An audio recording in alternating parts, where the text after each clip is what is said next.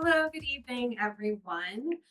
Thank you to the Howe Library for having me and continuing this really exciting series of collaborations between the library and the Hood Museum of Art.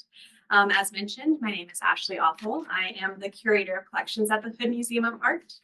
I'm going to turn away the little notification that's popping up and distracting me on my computer.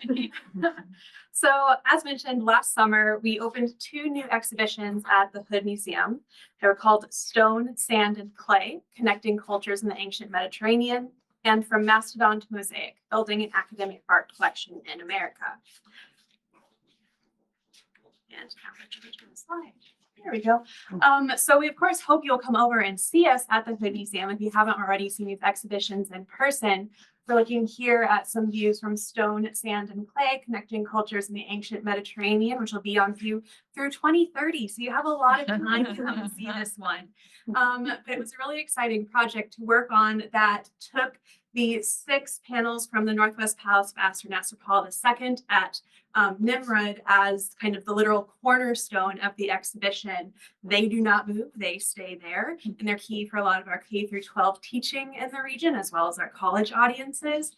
And so I used them as a touchstone to think about things like courtly life, materials and techniques, daily life, writing in the ancient world, which you can see explored in different cases throughout the exhibition, which also really seeks to bring out more varieties of objects because of really the strong depth that the Hood Museum has in this area of the collection, but has really been treated as a study collection for a long time and not necessarily been on public view. So I really wanted to bring things out for people to look at and experience.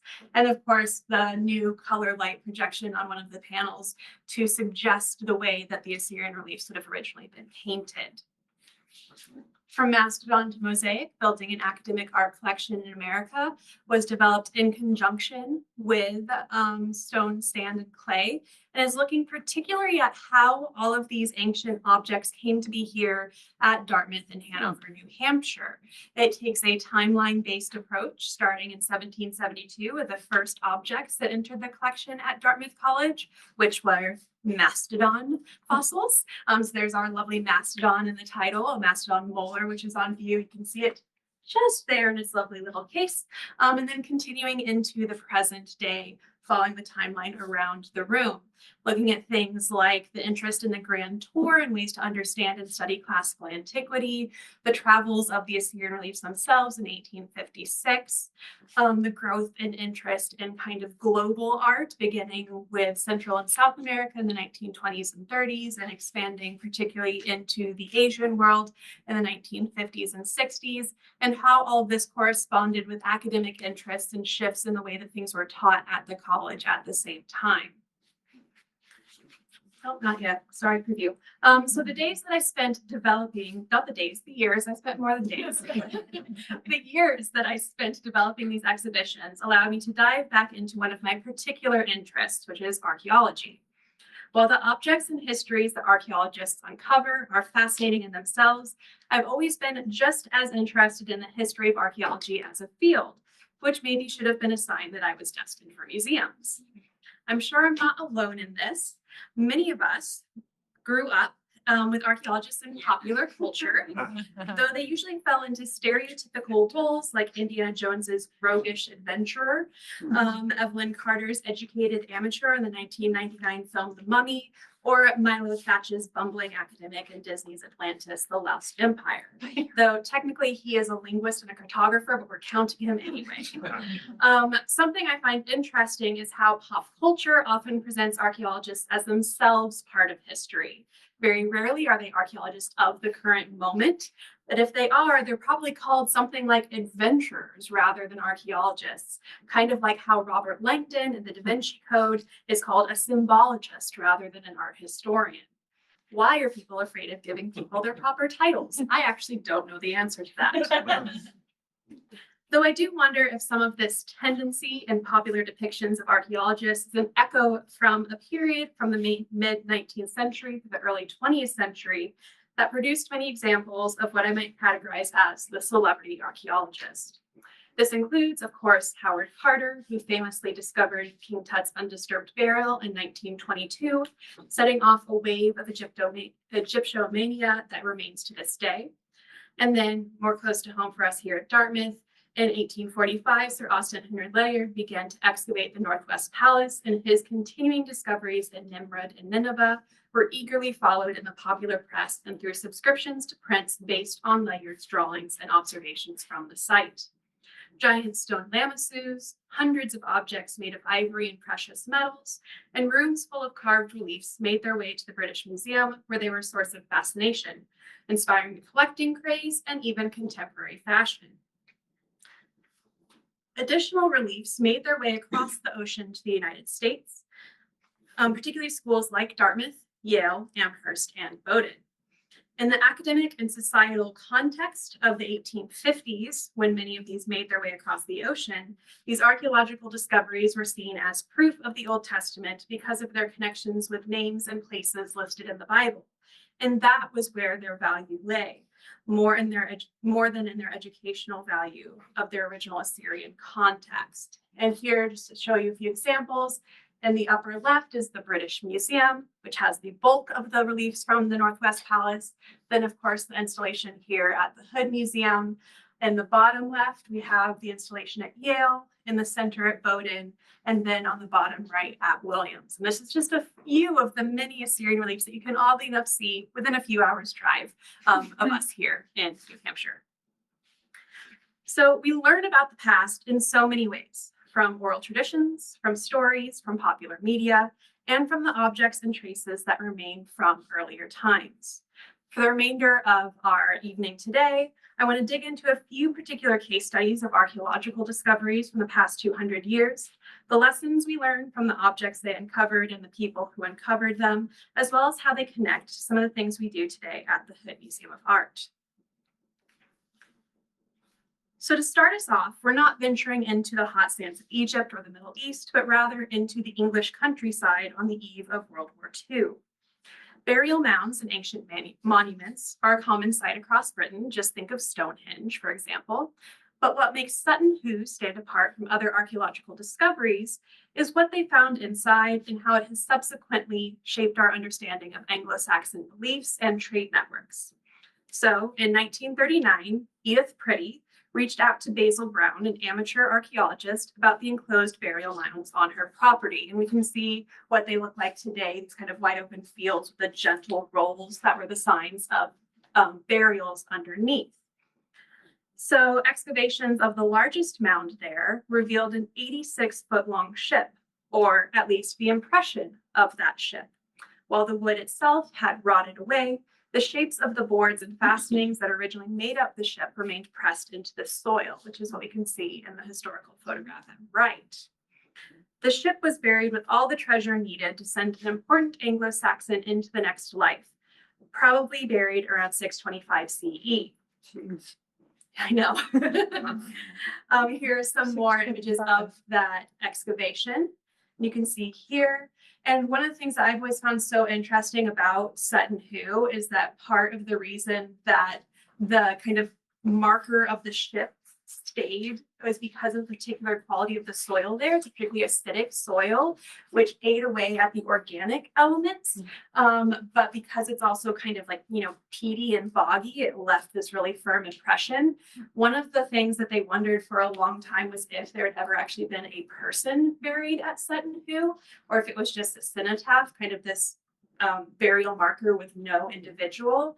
But they went back and did studies of the soil and found amounts of phosphorus that come from a decomposing body and prove that there had been someone buried there. But again, because of that acidic soil, they had completely decomposed, while the inorganic material that we'll see in a moment has stuck around. So really great images. And if any of you are film fans, there was a movie called The Dig on Netflix, maybe 5 or 6 years ago at this point, which tells this whole story. But the ship was buried with all of those treasures, and the most striking of those objects, a gold belt buckle, an enamel and garnet purse cover, and an ornate iron helmet, have become emblematic of the Sutton Hoo discovery and a key part of how we teach early medieval art history to this day. So in my previous life, before I was here at the Hood Museum of Art, I taught college courses, and I always loved when in the art history survey, we got to early medieval, because you got to spend like a whole day diving into these really wonderful artworks, which were stunning examples of craft. They're made of very expensive materials. You see that the techniques they're using, like the cloisonné enamel that we see in this purse cover, or the interlacing of the gold metalwork, and that's a belt buckle up here. And it's actually hollow, so you could hold something inside your belt buckle, maybe a relic that would protect you. These really shook up the way that people understood the Anglo-Saxons, because this was a time where they still thought of this early medieval period as a dark age, right? And in addition to that, one of the most exciting discoveries from the objects, not just these kind of big shiny examples, but from all the bits and pieces they found, was that the Anglo-Saxon world was really truly cosmopolitan. They found silverware from the Byzantine Empire. A lot of the garnets, came from Sri Lanka.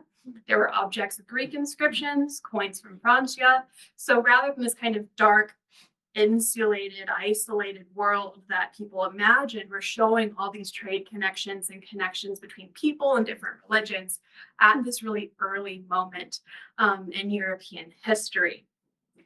While the site itself is now managed by the National Trust, Edith Preddy donated the objects from the find to the British Museum, where they remain on view today. Sue Brunning, the curator of early medieval European collections at the British Museum, sums up the significance of this discovery very well. She says, "This single burial in a pretty corner of Suffolk embodied a society of remarkable artistic achievement, complex belief systems, and far-reaching international connections, not to mention immense personal power and wealth. The imagery of soaring timber halls, gleaming treasures, powerful kings, and spectacular funerals in the Old English poem Beowulf could no longer be read as legends. They were reality, at least for the privileged few in early Anglo-Saxon society." Now, this is where I wanted to start, just because, again, it's a wonderful find. It did a lot for how we understood a very particular part of history, and it's been fairly well studied. What I'm going to move into in the kind of next part are different stories that have more direct connections to some of the topics in stone, sand, clay, and Mastodon Mosaic. We sadly have nothing like this at the Hood Museum of Art, though if anyone knows, actually no, let's just keep it where it is. But coming back here to Hanover, in the spring of 1895, Dartmouth College broke ground for a building called Butterfield Hall, which would become the Butterfield Museum of Paleontology, Archaeology, Ethnology, and Kindred Sciences. This was the first purpose-built museum space at Dartmouth. One of the first significant gifts to the new museum came in 1912. It was the Hiram Hitchcock collection of nearly 600 objects, 456 of them from the island of Cyprus. Hiram Hitchcock, of course, was the founder of Dartmouth Hitchcock Hospital, but he was also an amateur archaeologist and world traveler. His second wife, Emily Howe Hitchcock, provided both the land and initial funding to establish what became Howe Library. However, the collection of objects that Emily left to Dartmouth College upon her death in 1912 were not collected by her or by her husband, but by another man named Luigi Palma di Cesnola. And here you can see all of them. So from a lovely kind of collection album that is People of Hanover, we see the photographs of Hiram and Emily, and then Luigi Palma di Cesnola, which without me saying anything, you can tell that he is quite a character. So let's talk about Luigi Palma di Cesnola. He was, as I said, the very definition of a character. Born in the Kingdom of Sardinia, he was a career military man who fought in the First Italian War of Independence as a member of the Sardinian Army, in the Crimean War as part of the British Army, and in the American Civil War as part of a New York cavalry regiment. His war record is a bit checkered. He was almost dishonorably discharged after accusations of stealing, but first he was wounded and taken prisoner. He was later released in a prisoner exchange and then received a Medal of Honor. While he claimed that he was originally promoted or eventually promoted to brigadier general, he was never confirmed to the Senate, but that did not stop him from putting it on his tombstone. This is all important to understand how Cesnola presented himself, however, because he leveraged his military career into a government position as the United States consul in Cyprus. Let me show where I am. Okay. In Cyprus, it seems he was much more interested in excavating ancient sites than fulfilling his other duties. He was not, of course, trained in any elements of archaeology, which he addressed in the preface to his 1878 book, which was also dedicated to Hiram Hitchcock. And we see that here's the book, and there it says, it's hard to read, but it says, "To my dear friend, Mr. Hiram Hitchcock, in token of a friendship of many years, which often called forth its truest tests and never failed," which is a very nice dedication. But what Cesnola said about himself and his own skills, he wrote, quote, "To some extent also, the publication of this narrative was imposed upon me as a duty by the fact that several distinguished scholars had expressed their fears as to whether my excavations had been conducted in a systematic manner, whether the ruins had been left in a suitable condition for future study and investigation, and whether such a journal of the discoveries had been kept as would, from its details of how and where all the most important monuments had been found, prove of interest to science. That the explorations I superintended in that island were carried out systematically, and all the most interesting facts concerning them properly recorded, I hope the following pages will prove. That they were perhaps not conducted in all of their details according to the usual manner adopted and advocated by most archaeologists, I am unwilling to dispute, but there were many serious considerations which I was not at liberty to disregard." And then he goes on to blame many people that were not him, including the Ottoman government, the fact that he was self-funding all of these excavations, and even the local people who he said would come at night and take the stones away from the sites that he had excavated. In his 12 years as consul, he amassed a personal collection of over 35,000 objects, the bulk of which he sold to the Metropolitan Museum of Art in 1872. And so we see an early publication of the collection. Here, a view of the Hall of Statuary, which features a number of pieces from the Cesnola collection. And then this is actually one of my favorite pieces at the museum, at the Met, this massive crater, which was part of the Cesnola gift or purchase. This was apparently a very good deal for Cesnola, who became the first director of the Met in 1872 and served until his death in 1904. Cesnola likely gave the objects in the Dartmouth collection to his friend Hiram Hitchcock at around the time he made the sale to the Met in 1972, possibly of the objects that the Met didn't want or that duplicated objects already in their collection. The collection at the Met was not particularly well received by all. The New York Times wrote on February 22nd, 1880, quote, "There are too many of the Cyprian objects. They may illustrate quite exhaustively a certain early period of art, but then it is bad art, and shockingly bad art at that. Are they beautiful? Are the Cyprian statues, save with the rarest exceptions, either elegant or classic? Archaeologically, ethnologically, they may teach us a great deal, but artistically, hardly anything." So they did not hold back. And to be fair, this was the opinion of a lot of people at this time period who were trained to kind of think of the classical world with this very high classical tradition of the very perfect, beautiful, elegant forms that are perfectly balanced and look like a kind of modern ideal of beauty.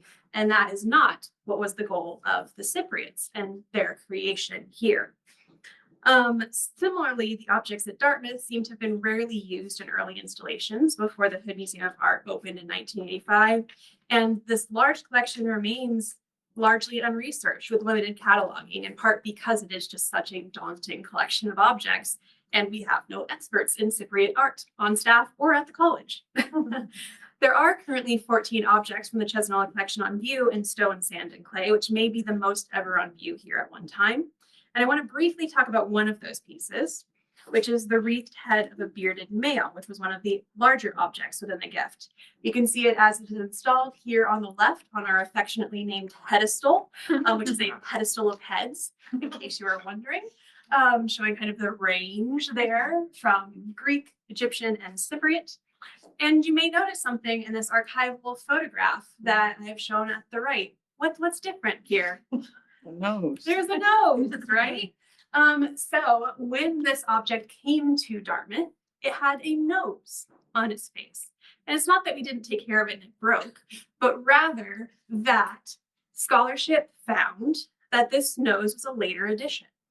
It was someone who was trying to restore and repair the Cypriot sculpture. But part of what helped people figure out that it wasn't what was meant to be there is because it doesn't look like a Cypriot nose. It instead takes a style, and so of course his nose is a bit broken off the tip there, but it's much more a classical kind of Roman or Greek style nose, this kind of patrician nose that we might think of that's very straight and very stately, which was not how Cypriots often depicted noses in their sculpture.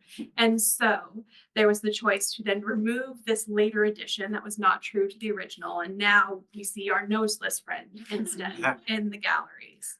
And this is interesting because one of the critiques that was leveraged of Cesnola in his lifetime was that he would kind of modify works, that he would alter them to make them more palatable, either to be kind of more in vogue or to seem more like complete works that would then earn a higher price. And so while we don't know if this was something that Cesnola himself had done, it is very much, again, of this time where it wasn't necessarily always about historical accuracy, but about what people expected to see when they were looking at objects from the ancient world. So unless you've been living under a rock this summer, you've probably heard about a little movie called The Odyssey, Christopher Nolan's addition to the long legacy of tellings and retellings of the Trojan War and what happened after. While Homer's epics remained a key component of a classical education, in the 18th and 19th century, most people believed that they were purely myth. Heinrich Schliemann, however, a German businessman and an amateur archaeologist, firmly believed that the events of the Iliad had a basis in history, and because he had the money to support travel and excavations, he was going to find it. Frank Calvert, another amateur archaeologist and also a consul, so like Cesnola, believed that the site of Hisarlik in the northwest coast of modern Turkey might be the site of the historical Troy. He believed this as early as the 1840s, and his family actually owned part of the land there. In the 1870s, Calvert invited Schliemann to join him, and together they discovered a deposit of precious golden artifacts, which they christened Priam's treasure. So here, before I show you the next slide, we just see an image of the excavations taking place in the 1890s. You can see all the different people that are part of making this happen, and then an aerial view today. So Priam's treasure, named after King Priam, the last king of Troy during the Trojan War, named in Homer's epics. However, modern scholars who look at this collection of objects, which we can see in the historical photo on the left there, agree that they're actually much older than the period of the Trojan War. They did not at all date from the historical moment when the Trojan War is believed to happen, and likely they weren't all found in the same location either. Despite Schliemann's description of the discovery, because you may have noticed that all of these amateur archaeologists really like to also write about what they did. So Schliemann wrote, quote, "In excavating this wall further and directly by the side of the palace of King Priam, I came upon a large copper article of the most remarkable form, which attracted my attention all the more as I thought I saw gold behind it. While the men were eating and resting, I cut the treasure out with a large knife." And again, knife probably not the preferred archaeological tool, to be frank. So why then would Schliemann kind of create this story, right? Both about finding them all together, about them being from, King Priam. He's using them, right, to tell a story, to sell a story about their excavations at this site and to prove the historicity of the Trojan War. Schliemann also got into significant trouble for this, not just for kind of making up history, but also because he smuggled particularly the gold parts out of the Ottoman Empire, which he was caught when his wife, we see here, Sophia Schliemann, she was caught wearing them out and about, at social events. Here we see a staged photograph of her wearing them, and we see another example of this kind of construction of history as well, where these are called the jewels of Helen. So, of course, Helen of Troy and all of that. No basis. In fact, again, these are at least 1,000 years older than the Trojan War. But it's a good story. So, while modern scholars largely agree that this site actually is the site of the historical Troy, so they were right on that point, Schliemann's search for the Troy of the Iliad and the Odyssey was so single-minded that it led to immense destruction at the site. Most archaeological sites consist of layers of history as subsequent generations build upon the remains of the one before. Sorry, we're having very technical and nerdy diagrams right now. These are what we call stratigraphy, which show us those layers of different civilizations. These are different views of the site of Troy. This one is kind of like a side cutaway view. And so you can see it goes from the very earliest up until the kind of later Roman and with the green. Here we see a kind of schematic view of what the city would have looked like, kind of building layer by layer. And here we see the bird's eye view, with the brown in this case being the earliest and the blue being the latest. Now, Schliemann was looking for what we now call Troy 6 or Troy 7. This is what most scholars agree is the layer during which the events of the Trojan War would have happened. So in our stratigraphy here, Troy 6 and Troy 7 are the kind of grayish here and the yellow just above it. And then that would be here, that would be the pink or the red. Schliemann, however, didn't have, again, archaeological training. He did have a PhD in classics, but, knowledge of book learning is not always practical knowledge. And so he thought, I just have to go all the way down to the bottom. And so what he was excavating was really Troy 2 and Troy 1, these really, really early Bronze Age sites that were not connected with the Trojan War at all. Because Schliemann was so determined to find Troy, he wasn't going bit by bit to find, each layer's story, but instead he literally blasted through them. So true archaeology is meticulous and slow. It often relies upon careful documentation of location and each removed layer, done more with tools like brushes and trowels than with sledgehammers and chisels. But Schliemann, he used dynamite. He used dynamite to create deep trenches, which he then expanded with battering rams, crowbars, and wrenches. In addition, as if there needs to be more, Schliemann did not have a permit from the Ottoman government to excavate on this site. He smuggled objects out of the country, as I already mentioned, and his own writings about his discoveries definitely should not be read as pure fact. For just one example, when Schliemann got in trouble for not having that permit from the Ottoman government, he decided to write a very flowery letter to convince them that he should be allowed to keep digging, and this is what he wrote, quote, "My enthusiasm for the divine poems of Homer and my love of archaeology compelled me to make some small excavations over several days. Seeing before me the Pergamos of Priam, which learned men of all lands have sought in vain for 20 centuries. My enthusiasm for science carried me away. My fanaticism for archaeology led me astray. I worked in driving rain thinking it was sunny. I thought I had lunched and dined when I had eaten nothing all day. Every piece of pottery that I brought to light was for me a new page of history." Now, I think if we were teachers, we might say, you're trying to get something out of me. Yeah. But it seems like it worked for the Ottoman government, who did let him go back and keep digging. Now, I will say we've kind of been, ragging on Schliemann a little bit, deservedly so, but he was also very much a product of his time. He was not alone in his haphazard practices, his embellished discoveries, and his single-minded focus. However, he remains perhaps one of the best known cautionary tales because of the prominence of his discoveries and the impact of his careless and harmful practices. Now, as we mentioned kind of at the beginning with Howard Carter and Sir Austin Henry Ledyard, people were following these discoveries, back home and abroad to hear about what people were finding. And they were, in many ways, interested in kind of experiencing this for themselves as much as they could. So I've talked a lot about Schliemann and his excavations at Troy, but he was also known for a number of excavations in Mycenaean sites as well. And one of the examples were these so-called Vifeo cups, which we see the originals here, which are now in the museum in Athens, which have these scenes of bulls on them, which are themselves associated with Crete, right? You think of like the Minotaur and all of that.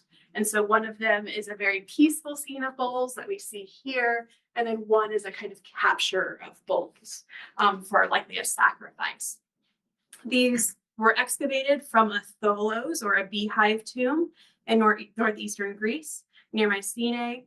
The originals are made with a technique called repousse, where you take a thin sheet of metal and you hammer from one side to create the raised surface on the other. It's very technical because these are so thin, it's very easy to damage. And for whatever reason, these particular cups and other pieces like this really captured the popular imagination. And as always, there is someone who is ready to profit from that. And this was a time, so here we're talking about really the very end of the 19th century going into the 20th century, where a technique called electrotyping developed, which I'm not going to get into the technicals of it because honestly, I don't understand electrotyping particularly well. But what it allows you to do is create visually identical copies of a metal object. And so we have actually three. So we have both the Vifeo cups here and then another vessel up here, which are all made by electrotyping, which are at the Hood Museum in stone, sand, and clay. These objects were purchased as souvenirs for people who are going on their family holidays or other trips to Greece or the Mediterranean. We know from the provenance that these were bought by families in the first decade of the 1900s, one in 1902 and one in 1906, I think. And they write kind of in the notes that they left to the museum, bought at the market while on holiday, with the, I can't remember which family name, traveling group. And so these were very much like, we go today and get pressed pennies, right? At a historical site, or you get your stamp on your national park booklet. In many ways, this was a way of doing that at a time where these kind of historical contemporary discoveries were really capturing a lot of public interest. So to bring us a little closer to home before we wrap up, I'd like to talk about an artist who played a key role in crafting archaeological records and then sharing them with the people who may be unable to travel to the digs themselves, but who are fascinated by those discoveries shared through the popular press and lecture circuits. Joseph Lyndon Smith was a part of the Dublin art colony with Rockwell Kent, and Isabel Stewart Gardner was one of his great friends and patrons. However, between 1910 and 1939, he was also an essential part of the joint expedition of the Museum of Fine Arts in Boston and Harvard University. With this group, Smith traveled to Giza, where he was right on site to capture vivid painted depictions of wall paintings and reliefs in Egyptian tombs and temples as they were uncovered. In addition to his unique textural treatment that evokes pitted stone, he also captured any remaining colors on the reliefs, most of which have since been lost due to ongoing abrasion of sand and tourists. Despite the availability of photography in this era, as we can see by these lovely photographs of Joseph Lyndon Smith at work, scholars and the general public as well really highly valued his work because of his ability to conjure the true essence of the carved stones. He also obviously could produce them at a larger scale than a relatively small photograph of the time. In the early 20th century, Smith's paintings were featured in popular exhibitions that allowed the curious public rare views into Egyptian tombs. In Stone, Sand, and Clay, I've included one of Smith's paintings in a section that looks at the mid-19th century moment when the Assyrian reliefs came to Dartmouth. And so you can see here is the whole painting, and then I've shown you details. So you can see some of the ways that he's capturing things like the pitting and cracking of the stone, the slight variation of color. And again, if you come to the galleries and look at them for yourself, you'll see that the surface is actually quite gritty. And one of the things that I'm not sure of, and I haven't found a consensus in the scholarship, is if it's gritty just because he was painting out in the desert and the sand blew in, or if he was very purposefully kind of adding a texture to, again, invoke that stone. But it is a very much remarked upon part of his paintings.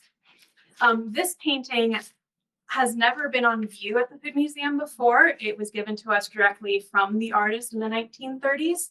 But there are many other examples of his work on view. The Boston MFA obviously has a large collection because of the connection with the expeditions, and there are many others kind of around. He also painted other locations in his travels. The inclusion in stone, sand, and clay is important because one of the questions we always get when talking about the Assyrian reliefs is, why are these here? And when we say they've been here since 1856, like, why did they bring them here in 1856? Because it was a huge effort. It was something that was unusual. It took years. It was expensive. It, took a lot of physical power.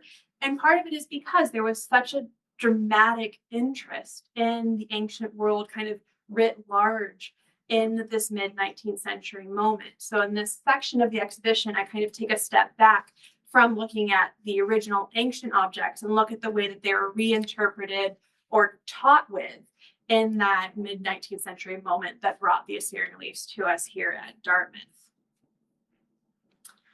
As we've seen in the case studies I've shared this evening, many archaeological collections in museums were formed almost alongside museums themselves. Museums like the Hood Museum hold higher legal and ethical standards now when it comes to vetting the history of objects before they enter the collection, as supported and enforced by agreements like the 1970 UNESCO Convention. This is a long one, so bear with me. Convention on the Means of Prohibiting and Preventing the Illicit Import, Export, and Transfer of Ownership of Cultural Property, which we often just call the 1970 UNESCO Convention, because that's a lot to say. These guidelines are meant to prevent and discourage acts of looting and destruction, as well as the loss of valuable historical information like the provenience or the archaeological find spot of an object.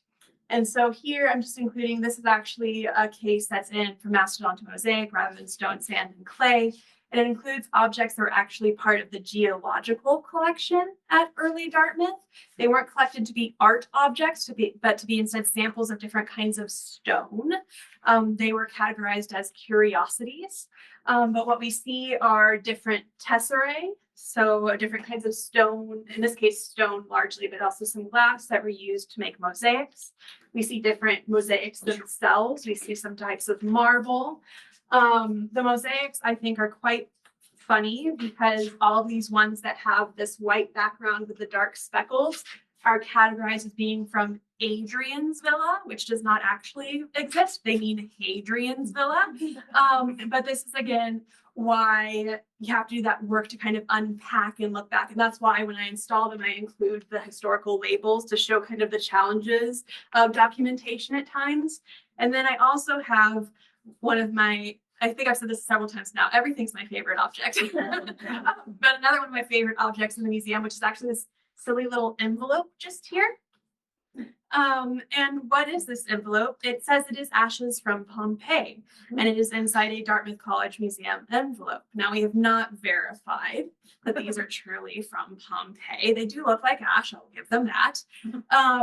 But what I find so significant about this is that the idea of owning something related to Pompeii, some ashes from that huge disaster, was seen as significant enough to preserve into this time and place.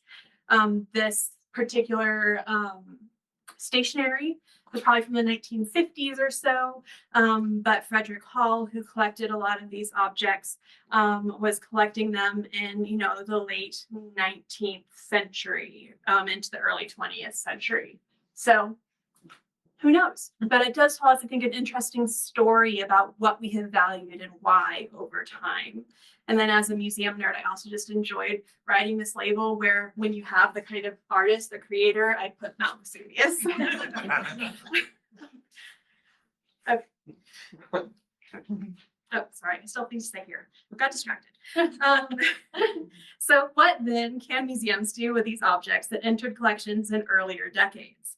In some cases, repatriation or return is the proper choice, particularly for objects that entered the United States after 1970, but that otherwise violate cultural property laws in their country of origin. As an academic art museum, however, we at the Hood also see an opportunity to learn through what we might call the object biography. And so this is, I know it's a longer quote, I will read it out in a moment, from a book called Object Biographies, Collaborative Approaches to Ancient Mediterranean Art, which in many ways embodies how I think of my work as a curator of collections and what I think is the really powerful significance of objects and our interactions with them. So this is a book that's really about how do we deal with some of these questions and problems that we've talked about today, you know, not knowing where objects came from or how they left their original place or things that are broken. And so this is one of their suggestions. They say the study of the paths these works have taken underpins the purpose of this volume, namely to see them not only through the modern aesthetics of collecting art and not only as cultural artifacts of ancient use, but as both, as objects that have lived long, often complicated lives, whose use, rediscovery, and sale can reveal many things about humanity, its history, and its interests in the past. And my friends from the Hood have probably heard me say this many times. It's not just about when something was created and what it looks like now, but it's all the messy stuff in the middle. And that's where the really interesting things can be. So I'm going to walk us through one example of this. So, and this again is one of my favorite objects. This amphora, which is a vessel with a wide body and a narrow base, was generally used as a transport vessel or to store wine and oil. Most amphorae were simple functional objects. Their pointed bottoms, which you see we had to build a special mount. Good job, Larry, to make it stand up here. Their pointed bottoms allowed them to be tightly packed together and secured with rope, while their bases stood in a wooden rack or a bed of soft material like sand, with hundreds of vessels filling the holds of ancient ships. While we don't know the specific shipwreck that produced this amphora, which again had never been on view at the museum, the provenance being the history of ownership of the object, states that it was from a wreck near Bodrum, Turkey. And I didn't include the object label, but it says terracotta and marine incrustations, which I just really like. And you can see those really wonderful marine incrustations that even if we didn't have the provenance, if I looked at this object on the shelf, I'd say, that thing's been in the ocean. So when I decided to include, I'll go back to the amphora because it's more fun to look at. When I decided to include this amphora in stone, sand, and clay as a counterpoint to the elaborately decorated prize amphora next to it, I wanted to see what else I could learn about the potential origins of the amphora. As I mentioned earlier, once an object has been removed from its find spot, the provenience is almost always impossible to rediscover. Therefore, the tools I had were that provenance, the object history, the ownership history that was provided by the donor, and then the object itself. So I used these two, and I started to look into Bodrum. So there are many shipwrecks near Bodrum, which we can see indicated on this map with the red star there. There are many shipwrecks there due to the active trade routes, but also the perilous geography nearby. So and this is from a bit earlier than the period of our amphora, but the same trade routes continued. You kind of do this loop that would kind of go along here, gold, grain, copper, tin, etc. And bottom right here, they're cutting this corner to come into the Aegean Sea and eventually up the Black Sea. And it's hard to see in this, but there's all these little tiny islands and peninsulas right here. There's a lot of shallow rock and waves and things that just meant this was basically a disaster zone for ships. Bodrum was also the site of the first underwater archaeological expeditions in the early 1960s. One of these shipwrecks was the Yasa Adi shipwreck, which was excavated between 1961 and 1964 by a team of underwater archaeologists from the University of Pennsylvania, led by George F. Bass. While we don't have definitive evidence that the amphora in the Hood Museum's collection came from the Yasa Adi shipwreck, the location, so again, connected to Bodrum, the timing of the excavation, the early 1960s, and then the form of the amphora itself which was me doing a lot of looking at what amphora look like from this time period or that time period. And so this particular kind of roundness rather than a tall and skinny amphora, as well as the treatment of the handles and the base, those were things I was looking at as other clues to try and figure out. So all of those things make the Iasi-Ada shipwreck a possibility of where that amphora came from. And so in addition to the image showing an example of underwater archaeology, what you see above is an installation at a museum that is the Museum of Underwater Archaeology in Bodrum, which is on my museum bucket list. It looks very cool. And as I mentioned, you know, it obviously was a place of great sadness as so many lives were lost because of the shipwrecks, but it has then turned into a place of real historical discovery. In addition to a lot of kind of Greek and Roman era ships, they found an Egyptian shipwreck. Some of the oldest shipwrecks that have then had surviving objects have been found here and now are taught at this museum. So I'm going to leave us with one last amphora. This one, a contemporary interpretation. And we see it here on our 19th century kind of focus wall, though it was made in 2024. With its sinuously weaving handles, bulbous body, and precarious lean to one side, Drunken Vase by artist Cami Staros almost seems to suggest what would happen if an amphora were to drink its own contents. The shifting form of Drunken Vase impacts the red figure style decoration on the surface as well. On one side, here, the side that we see on the right, the Greek god Apollo and the demigod Heracles wrestle over the Delphic tripod, a religious object associated with prophecy and the worship of Apollo. The curves and creases of the body of the vase enhance the sense of struggle between the mythic figures. On the other side, satyrs, young men, and maidens with their cups and grapevines seem to shift and stumble across the shoulder of the vessel, made unsteady both by drink and the wobbly surface of the ceramic itself. These scenes were popular choices for ceramic decoration, and the artist based her reimagining on an amphora from around 530 BCE at the Metropolitan Museum of Art. However, as stunning as it is, the vase is not the only part of the artwork. Staros also crafted the pedestal. Now, on its surface, the pedestal seems kind of obvious, right? It's kind of Greek style. It's got this fluting in it. It also serves a practical function because it helps support the vase that's on top of it. But as we look closer, we see that it's not a perfect, pristine surface.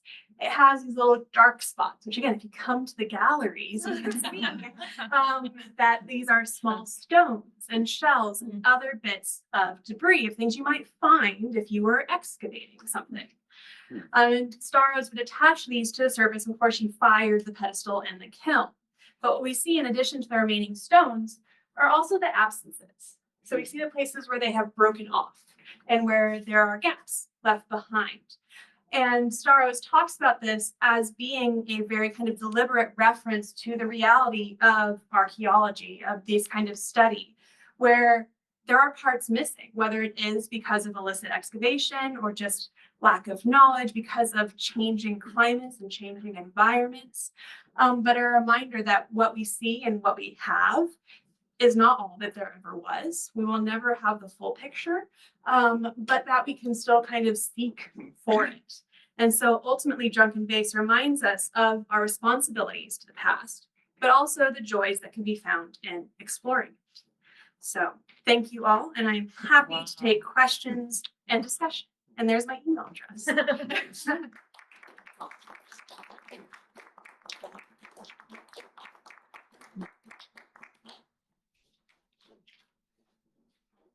Yes. Going back to the painting of what you identified as Assyrian glyph of some nature, but it seems to be.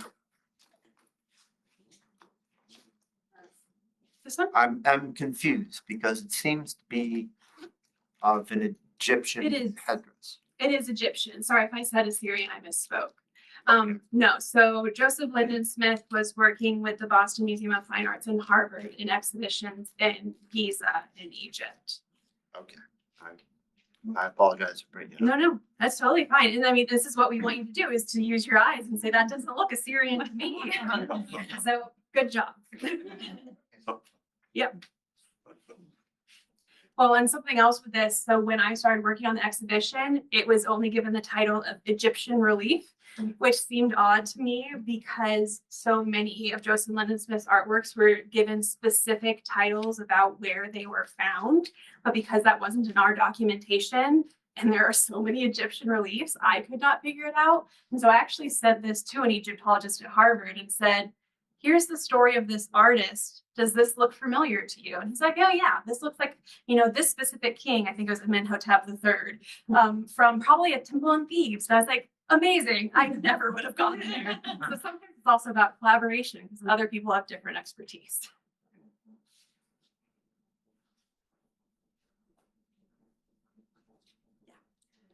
Is for the shipwrecks and the marine incrustations rather.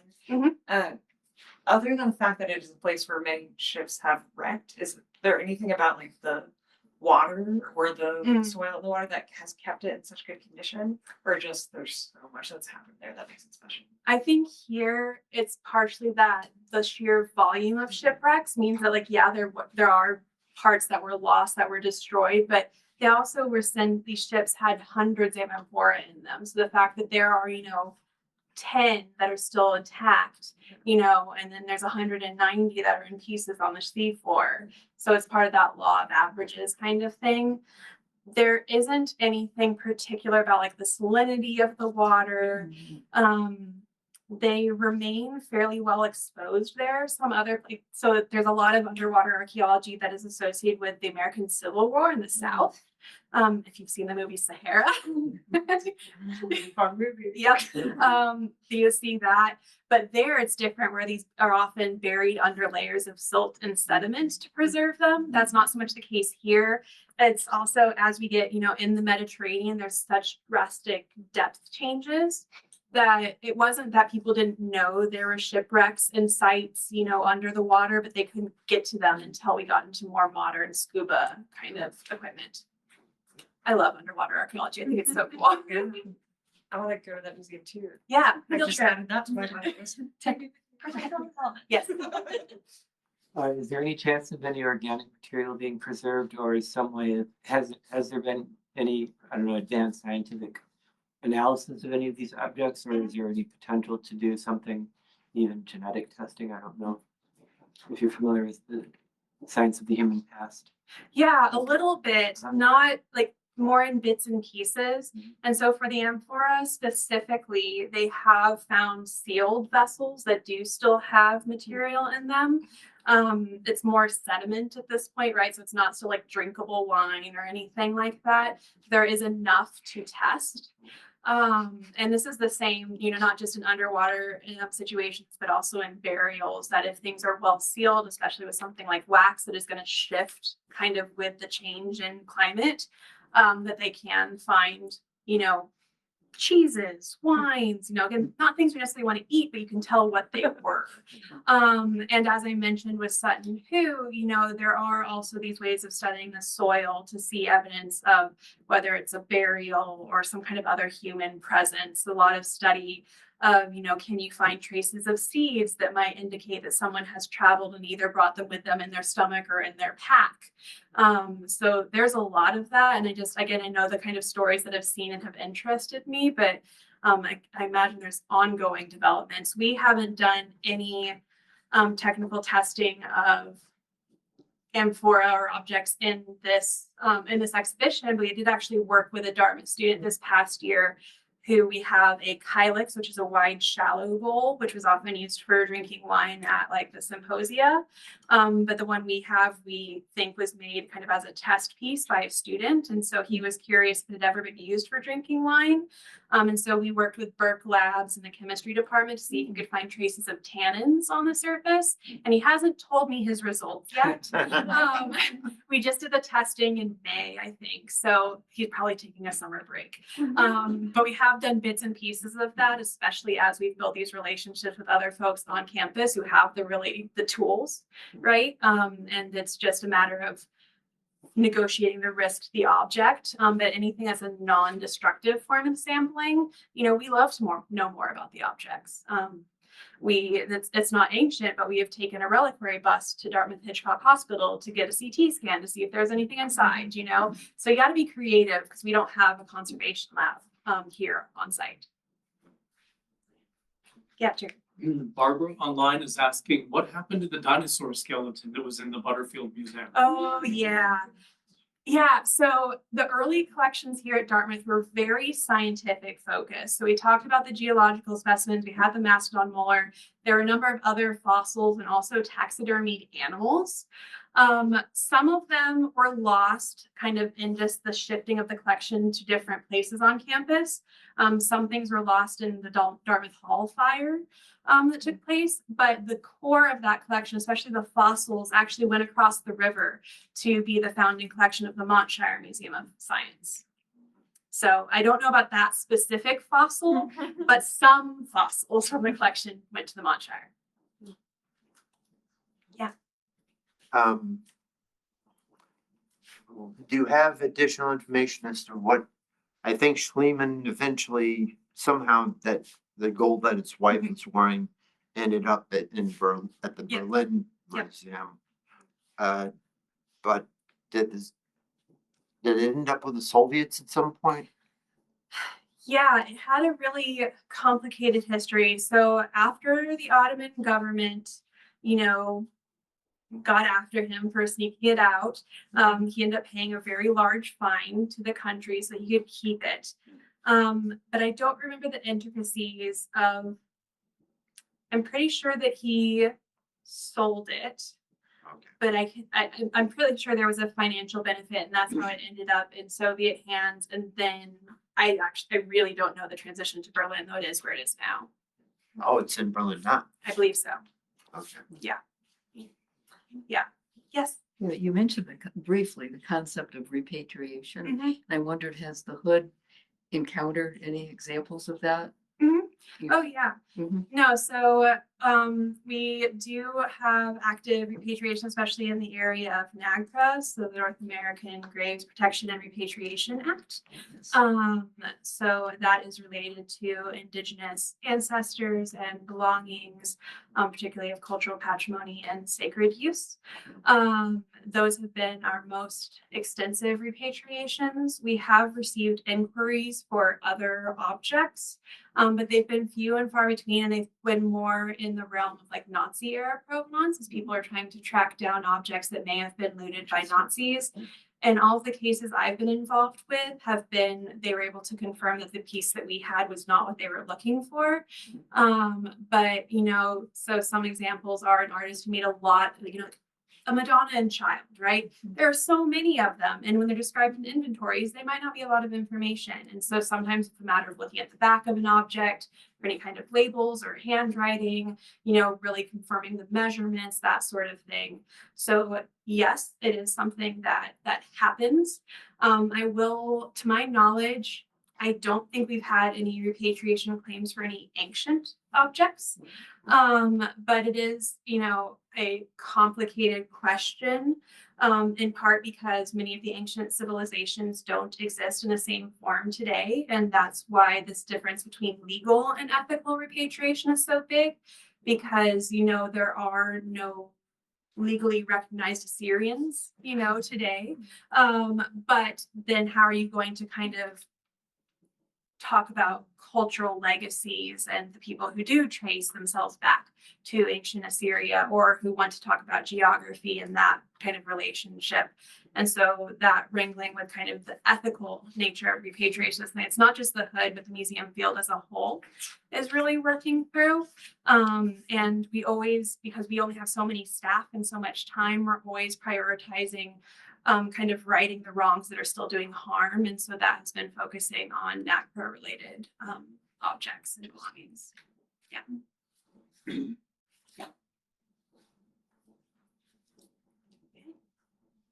Katie, you have a question?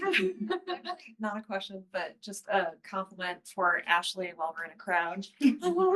I just want to make you embarrassed. before this wonderful show came to be, Ashley asked the education team for their advice for what students are interested in, what we like to teach with, which is a rare question for us. And we were so excited to actually have someone ask that question and then listen to our answers and then put it in a show. That's actually pretty remarkable. And it has absolutely paid off because I've spent the last year working with this show and I've brought like 450 kids through there and they've loved it and have had wonderful questions and great observations. And that is because Ashley has chosen objects that tell such wonderful stories, not just because they are aesthetically, the perfect piece of whatever, whatever reason they, the Met did like the Cypriot pieces. Oh, yeah. Right. They had no great beauty. They had no Yeah. great beauty. They couldn't pass that. They were not the closet. Horrible then, but whatever. But Ashley chose wonderful pieces that tell very cool stories about how modern life can connect to the past. Kids see objects that relate to their own lives. There are pieces that look really familiar in the show. There are, glasses and, like canteens and all kinds of things that look very familiar to today's objects. And just really cool stuff covered in maritime crustaceans. And so that is such a wonderful gift as an educator to have a curator that wants to provide a space for education. For that purpose, it's really special. So just wanted to share with you all that we have a wonderful educator in the room. Thanks, Katie.